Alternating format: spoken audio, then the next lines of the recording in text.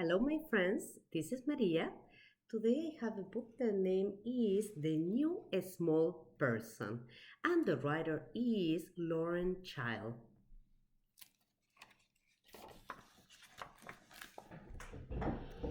Elmore Green started off life as an only child, as many children do. He had a room all to himself, and everything in it was his. He was very proud of his room.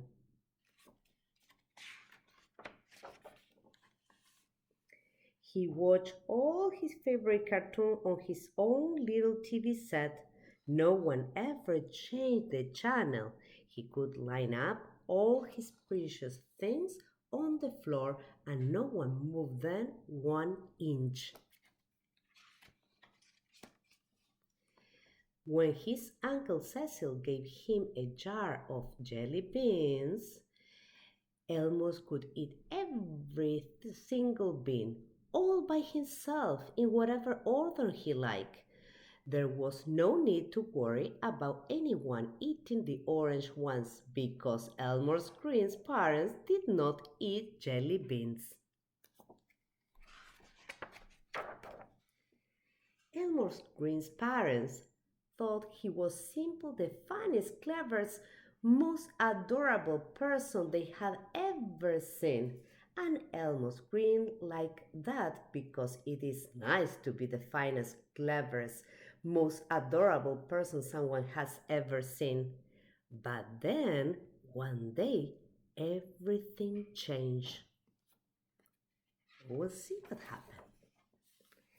Somebody else came along.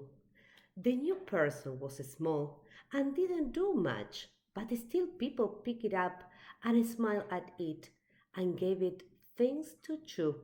They all seemed to like it, maybe a little bit more than they like Elmore Green. Do you think?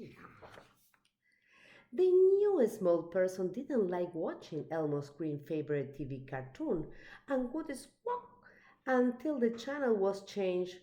Elmore did not find shows for small people at all stimulating, but everyone said that the small person couldn't help it because it was only small. Sometimes the small person would come into Elmo's room and knock things over and sit on things that didn't want to be sat on. Once it actually licked Elmore's jelly bean collection, including the orange ones. As anyone knows, jelly beans that have been licked are not nearly so nice. But everyone said Elmore could not be angry because the small person was only small. Elmore's Green wished the small person would go back to wherever it came from. But Elmore's parents explained that this was not possible. The small person got bigger and things got much worse. One day, Elmore found the small person wearing his foremost favorite outfit without asking. That's mine, said Elmore. It's not for small people. I want to be the same as you, said the small person. But Elmore Green did not want to be the same as someone small. The small person followed Elmo's Green everywhere.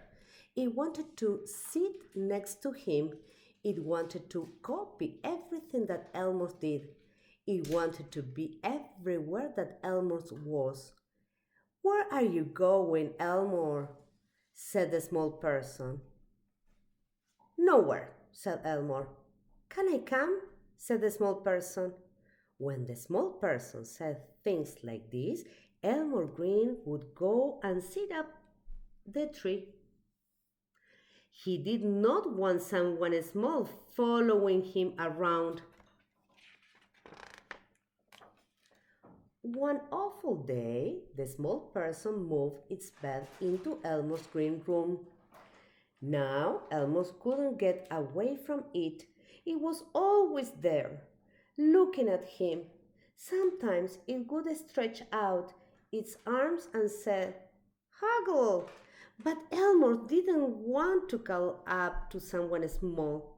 However, one night everything changed. Elmo's Green had a bad dream. Then it was very upsetting. A scary thing was chasing him, waving its grabbers and gnashing its teeth. Elmo's screamed, and the small person bravely got out of bed and clung onto him. "Go away, scary!" shouted the small person. It was nice to have someone there in the dark when the scaries were around. A few days later, Elmer Green was lining up all his precious things so they reached from his bedroom door all the way down the stairs. It was a very long line of things.